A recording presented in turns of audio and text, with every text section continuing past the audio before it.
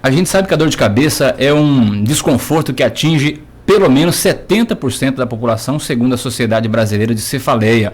Por ser um problema tão comum, muitas pessoas ignoram o incômodo até mesmo quando ele dura por muitos dias. E para falar sobre esse assunto hoje, nós vamos entrevistar aqui um especialista. Nós estamos recebendo aqui no estúdio o Dr. Renato Carvalho Santos, que é neurocirurgião, vai falar com a gente sobre essas dores que incomodam tantas as pessoas que nos ouvem nesse momento, saber quais são as causas, quais são os principais problemas, alimentação, exercício, as doenças que essas dores também podem indicar. Doutor, satisfação recebê-lo aqui. Boa tarde.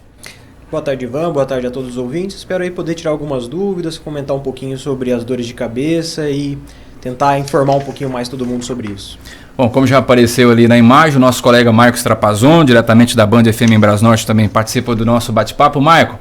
Olá, Ivan. Boa tarde para você, boa tarde para o Dr. Renato. Alegria poder participar desse momento com vocês para levar essas informações até os nossos ouvintes aqui nos acompanham também pelas redes sociais. Boa tarde. Doutor, para a gente começar o nosso bate-papo, como é que se divide as dores de cabeça? Quais são os principais problemas que a gente relaciona às dores de cabeça? Bom, essa é uma pergunta boa porque a gente tem costume de praticamente todo mundo já ter tido ou ter sentido alguma dor de cabeça em alguma fase da nossa vida. Tem alguns estudos que falam que pelo menos 9 em cada 10 pessoas, praticamente todo mundo, em algum momento da sua vida vai ter dor de cabeça. E a gente, é muito importante no consultório, ou mesmo as pessoas, a gente saber definir aquela dor de cabeça. Que é aquela dor de cabeça do dia a dia, relacionada com estresse, um pouquinho de cansaço, que dá no fim do dia, que é uma dor de cabeça que na maior parte das vezes a gente chama de primária. Que nasce no cérebro, que não tem causa, que na maior parte das vezes é muito associado com esses outros fatores. Ela é diferente daquela dor de cabeça que a gente chama de secundária, que tem uma causa. E essa dor de cabeça que, na verdade, a maior parte das pessoas nos procuram com medo dela, que é o tumor cerebral, é o AVC... O medo de descobrir alguma coisa séria. É o medo de descobrir. Na maior parte das vezes, a pessoa tem uma dor de cabeça simples, digamos assim, uma dor de cabeça primária. Mas o que todo mundo tem medo ainda é de ser uma coisa mais grave.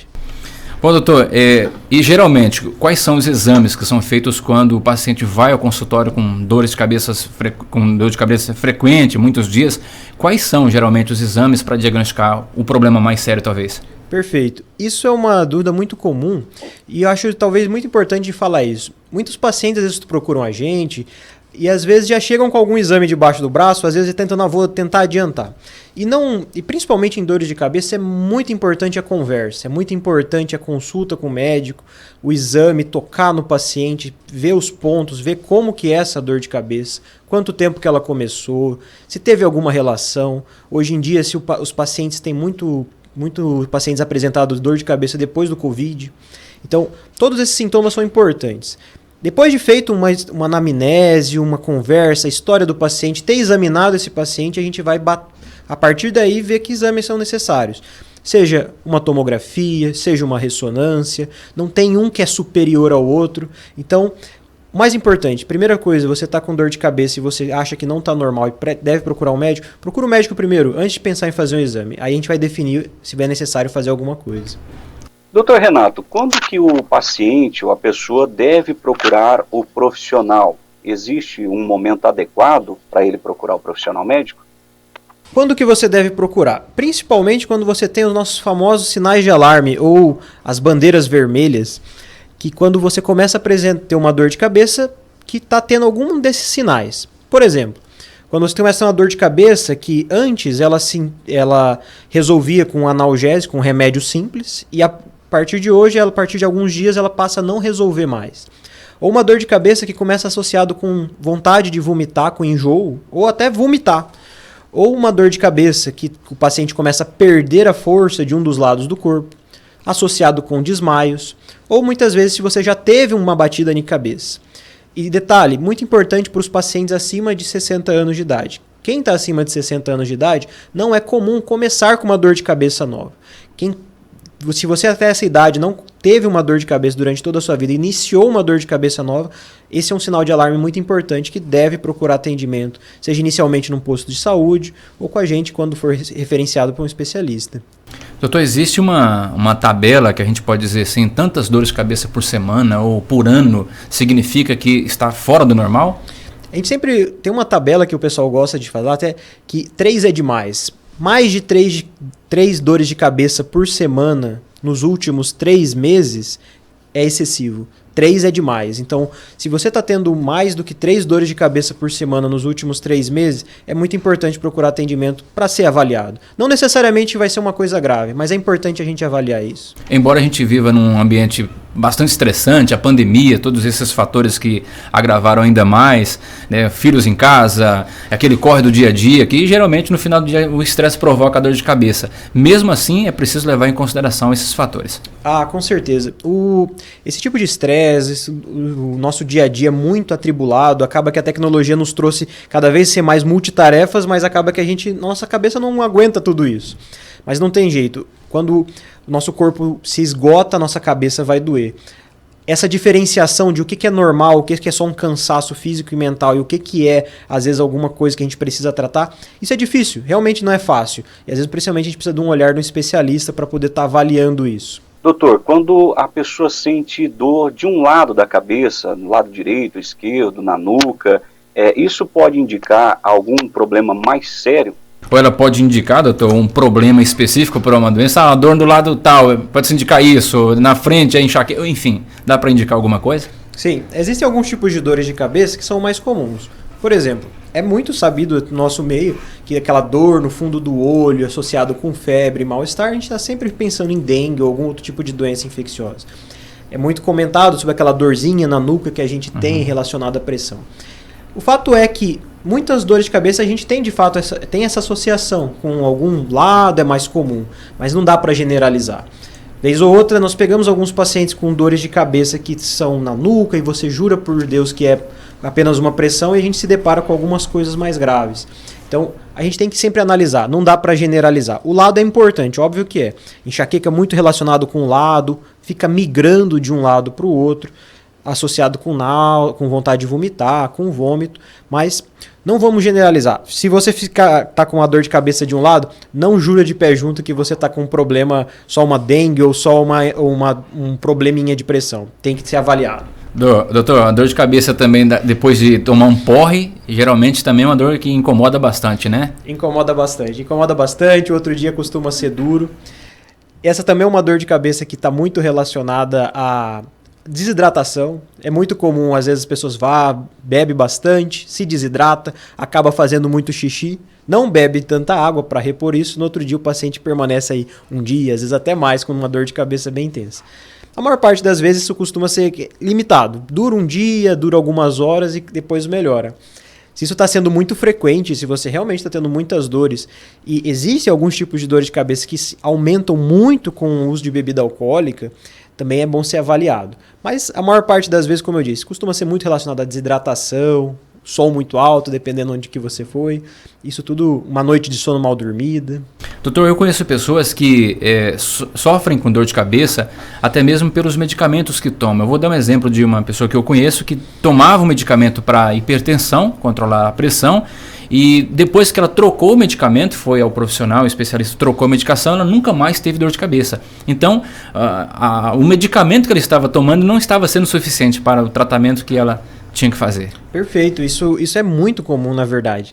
E isso funciona para os dois lados. Às vezes você toma um remédio para dor no peito, que pode estar provocando a sua dor de cabeça. Às vezes o remédio está sendo insuficiente, ele realmente está provocando alguma alteração que tem que ajustar.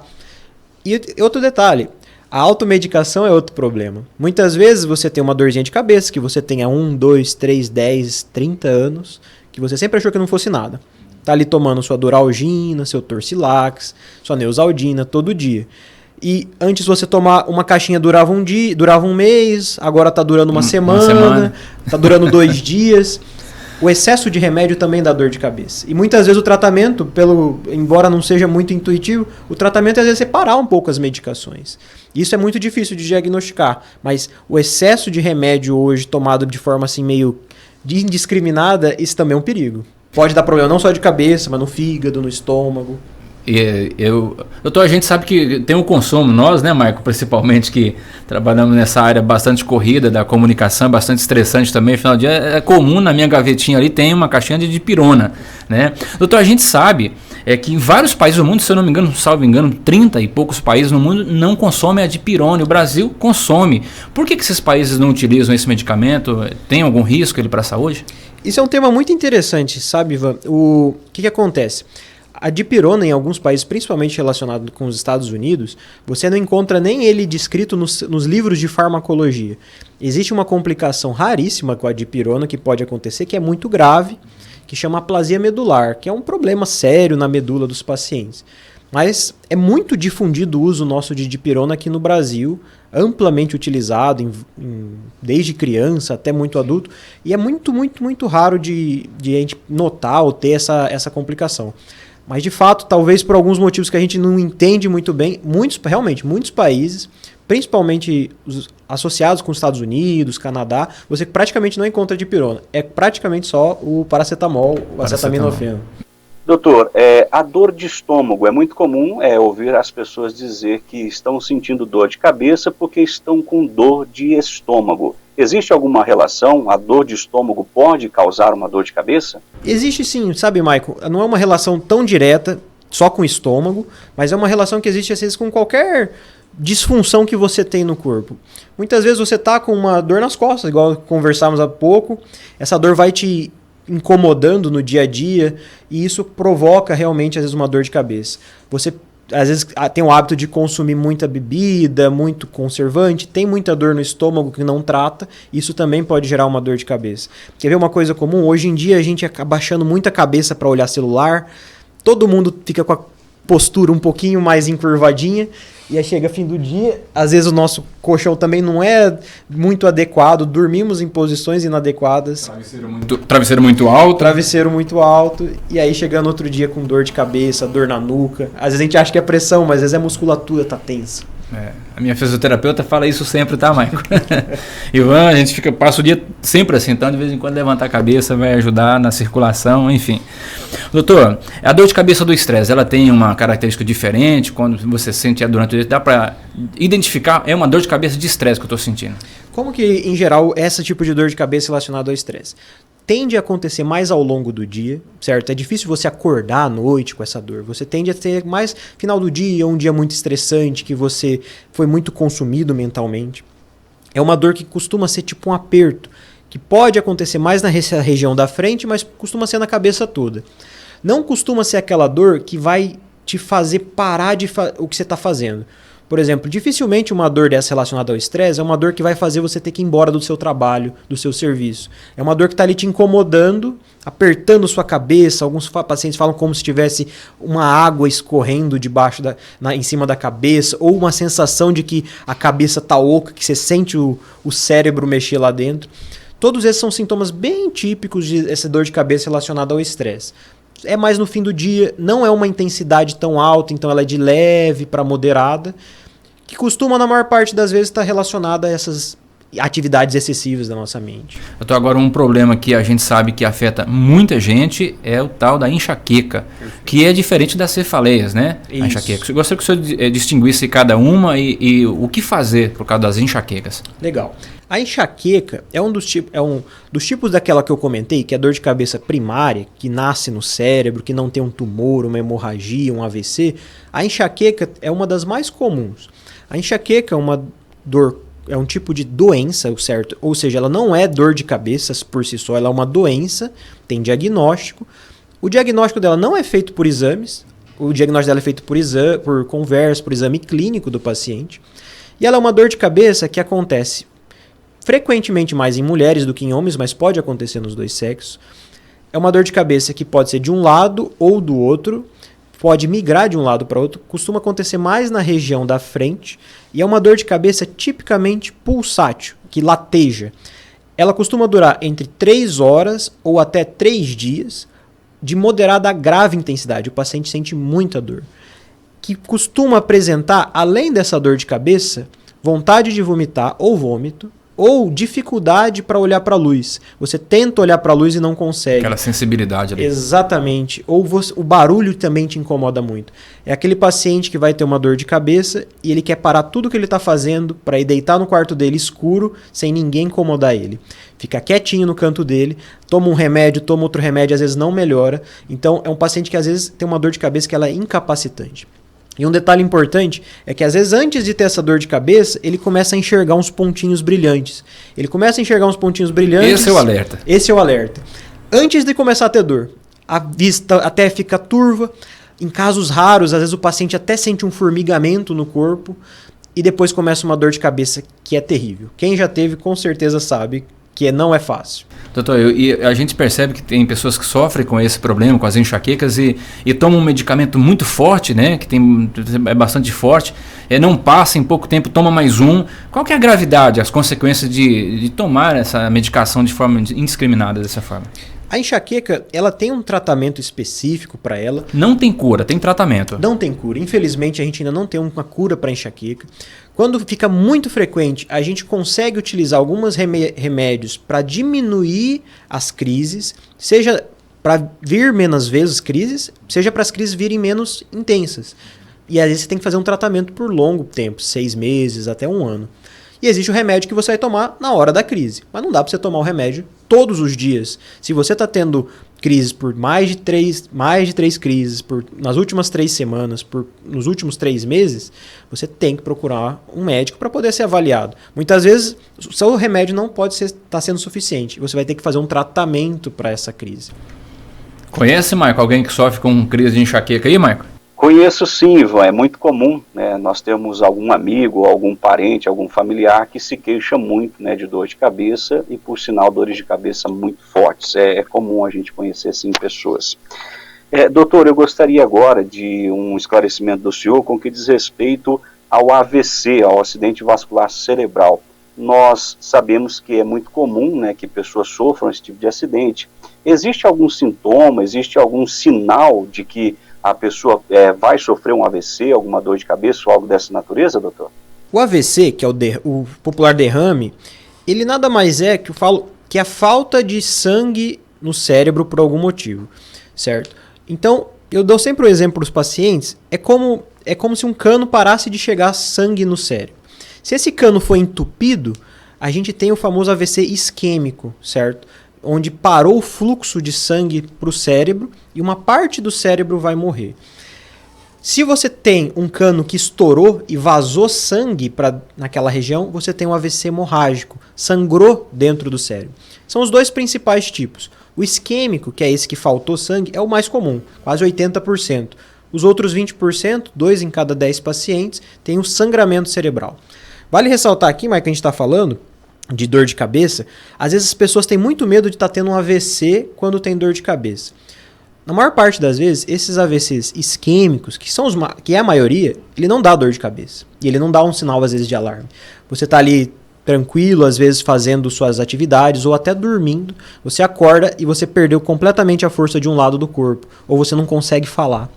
Por isso que hoje em dia, sempre que você tiver algum tipo de sintoma novo, perdeu a força do lado do corpo, não está conseguindo falar, não reconhece uma pessoa, aí sim, isso é uma emergência. Você tem que procurar atendimento médico imediatamente. Por quê? Porque alguns tipos de tratamento você consegue fazer na hora. Mas esse é uma coisa que a gente já está correndo contra o tempo. Porque cada segundo ou minuto que você perde sangue para dentro do cérebro, um monte daqueles neurônios, um monte daquelas células do cérebro estão morrendo. Então, quanto mais rápido a gente conseguir iniciar o tratamento, melhor, e a maior chance do paciente se recuperar disso. Dica sempre procurar o profissional o mais rápido possível, né? O mais rápido possível. E não necessariamente o neuro, mas que seja um médico para poder estar te avaliando. Mas se você perdeu a força de um lado do corpo, começou com uma dor de cabeça súbita, que ela não tinha nunca na sua vida, e de repente você teve a maior dor de cabeça da sua vida, você começou a não ter capacidade de falar, ou está sentindo um formigamento muito extremo de um lado do corpo, procure atendimento médico. Doutor, 2 fatores que eu gostaria que o senhor abordasse com o nosso ouvinte. Primeiro, sobre a alimentação, qual que é a importância da alimentação e também do exercício físico para que as pessoas não tenham tanta dor de cabeça, não sofram tanto com esses problemas rotineiros. Perfeito.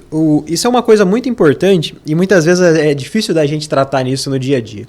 Porque muitas vezes os pacientes procuram muito uma medicação e às vezes você quer um remédio que vai te tirar daquela dor. Exato. Quando você está tendo dor, o remédio vai te ajudar. Mas a longo prazo, uma boa atividade física, uma alimentação saudável, com baixo conteúdo de proteínas vermelhas, diminuição da quantidade de carboidratos, açúcares, diminuição da quantidade de gorduras, isso tudo está associado a longo prazo a menor quantidade de dor de cabeça. Inclusive para quem sofre com as enxaquecas, né, doutor? Inclusive para quem sofre de enxaqueca. Enxaqueca é muito relacionado com alguns tipos de alimentos muito fortes, como queijos, enlatados, embutidos, vinhos, chocolate, café. Existem muitos fatores que são desencadeantes desse tipo de dores nesses pacientes. Você tem que descobrir qual que é o seu. Não é fácil, mas o básico serve para todo mundo. Ter uma alimentação saudável e praticar atividade física, você cansa o seu corpo, descansa a sua mente. E hoje em dia é o que a gente está precisando, né? Exatamente. Bom, além de atuar no tratamento de dor de cabeça, o doutor Renato Carvalho Santos também atua na área da demência, epilepsia, dores crônicas, traumatismo craniano, fraturas de coluna, dores lombares, hérnia de disco e hidrocefalia. Então, a região toda conta com um especialista aqui na cidade de Juína, que atende no Hospital São Lucas. Para quem tiver interesse em agendar a sua consulta, é só ligar 3566-8400 e o doutor gentilmente estará recebendo a todos que precisarem desse atendimento. Doutor, quero convidá-lo para uma próxima oportunidade a gente falar desses outros temas que o senhor também domina, que é a sua formação aqui, para o nosso ouvinte estar muito bem informado. Muito obrigado, viu, doutor? Obrigado a todos. Fico à disposição aí sempre que possível. A gente está aqui debatendo, esclarecendo um pouquinho mais.